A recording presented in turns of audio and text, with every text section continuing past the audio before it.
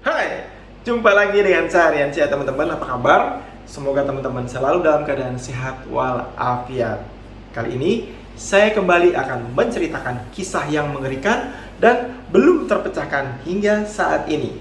Oke, tanpa perlu basa-basi, let's get started the spooky talk.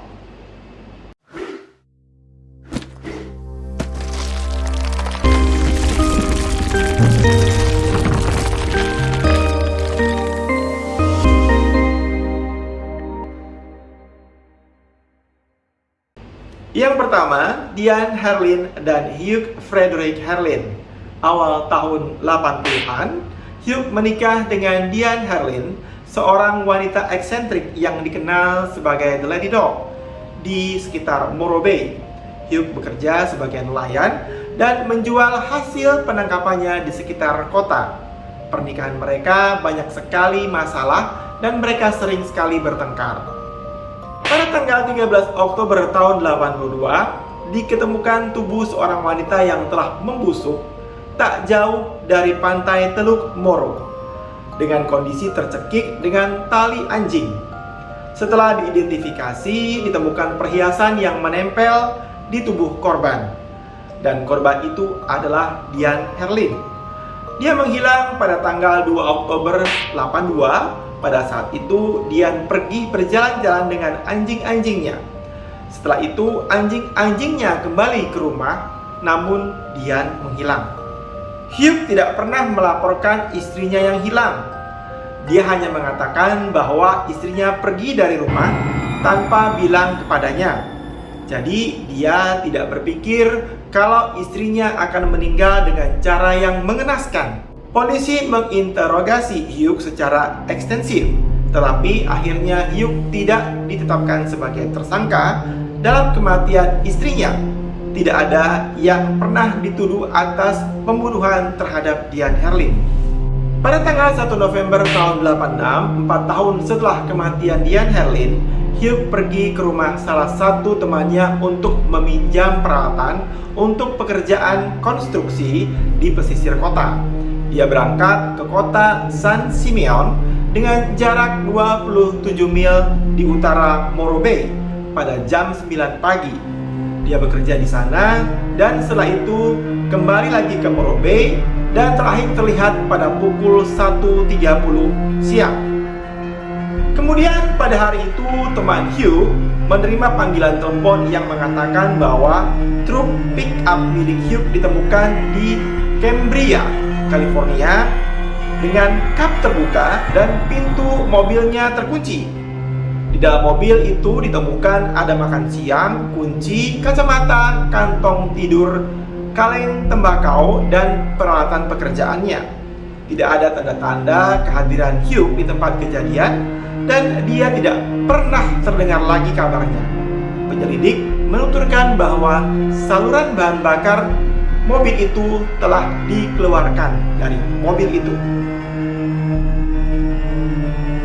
Pihak berwenang percaya Hugh mungkin saja melarikan diri karena dia mengetahui tentang pembunuhan istrinya Diane Herlin.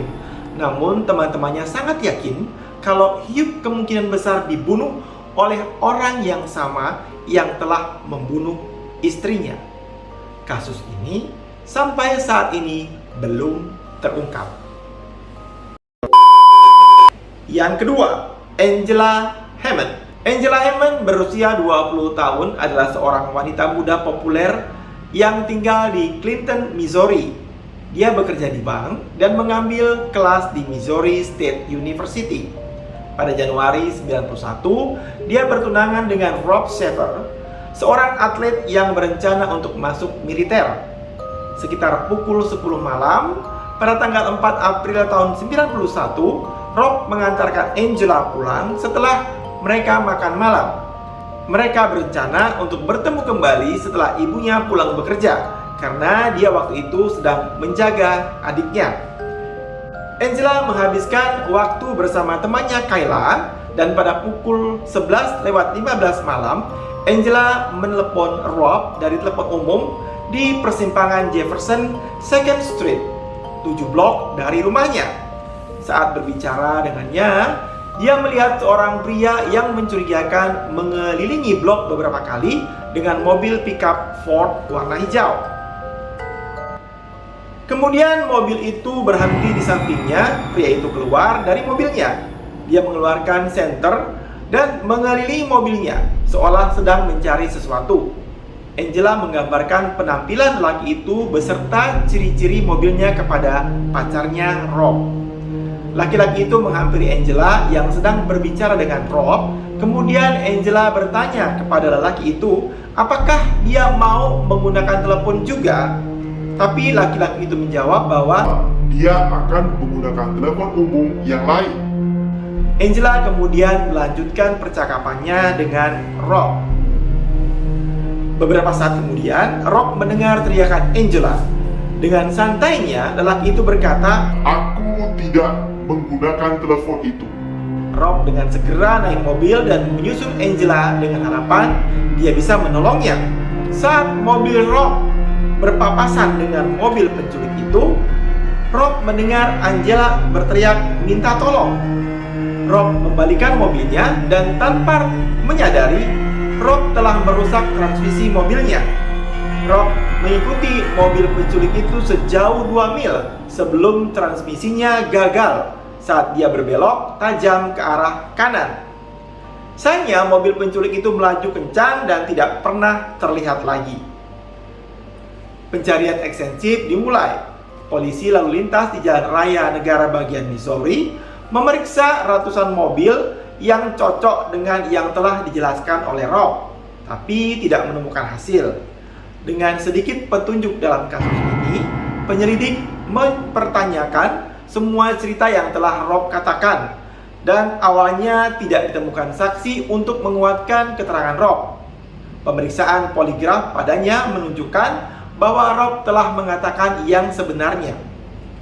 Setelah itu ada 2 saksi yang datang. Mereka melihat sebuah mobil dan orang yang mencurigakan di sekitar telepon umum antara pukul 21.30 dan 23.45 malam, tak lama sebelum Angela menghilang.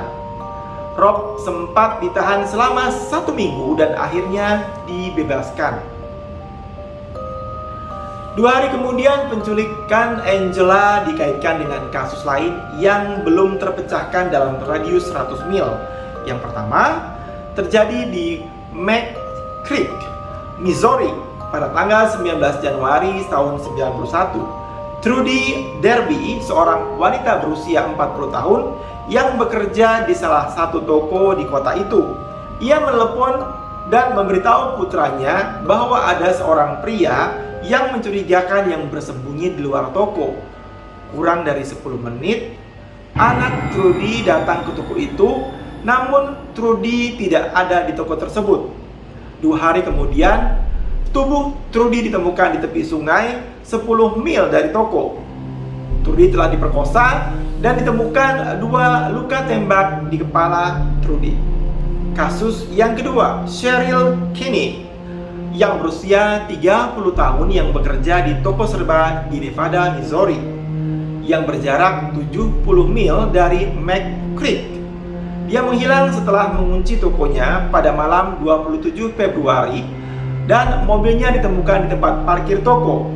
Diyakini bahwa dia juga diculik 1 bulan sebelum hilangnya Angela. Penyelidik khawatir bahwa seorang pembunuh berantai mungkin berkeliaran di Missouri. Mereka tidak banyak berharap Angela dan Cheryl masih hidup. Dari ketiga korban, hanya Trudy saja yang kasusnya bisa diselesaikan. Pelakunya saudara tirinya sendiri, yaitu Jesse Rush dan Marvin Cheney. Penyelidik mencurigai bahwa Jesse dan Marvin terlibat di dalam hilangnya Angela dan Cheryl. Namun, mereka belum dituntut hingga saat ini. Baru-baru ini, yakni April 2021, pada ulang tahun ke-30 hilangnya Angela, Departemen Kepolisian Clinton mengumumkan bahwa ada teori baru yang sedang diselidiki dalam kasus Angela. Ada seseorang yang datang dan menjelaskan kepada pihak berwajib. Orang itu adalah seorang informan rahasia yang membantu operasi narkotika di saat Angela Hammond hilang.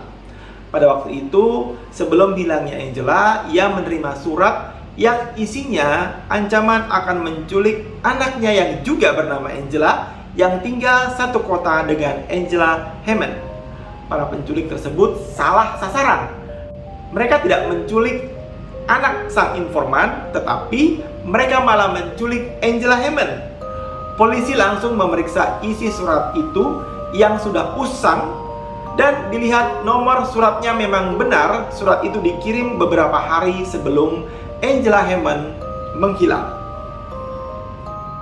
Para penyelidik telah mencatat bahwa meski teorinya tampak luar biasa, tapi mereka belum terlalu serius untuk menangani masalah ini. Mereka juga baru-baru ini menerima panggilan tanpa nama dari seseorang yang mungkin mengetahui informasi tentang penculikan Angela Hammond. Penelepon itu secara gamblang menjelaskan tentang isi surat yang diterima oleh informan rahasia itu. Pihak kepolisian sedang mencari orang yang telah mengatakan itu dan berharap bisa segera memecahkan kasus ini yang telah terjadi 30 tahun yang lalu. Pihak kepolisian menawarkan hadiah untuk orang yang bisa memecahkan kasus ini. Oke teman-teman, semoga cerita misteri yang belum terpecahkan hingga sekarang bisa menghibur teman-teman semua, mengisi hari-hari puasa teman-teman semua. Sebelum saya akhiri video saya kali ini, jangan lupa untuk subscribe channel Seharian Syah Official, berikan komen dan like. Sampai jumpa.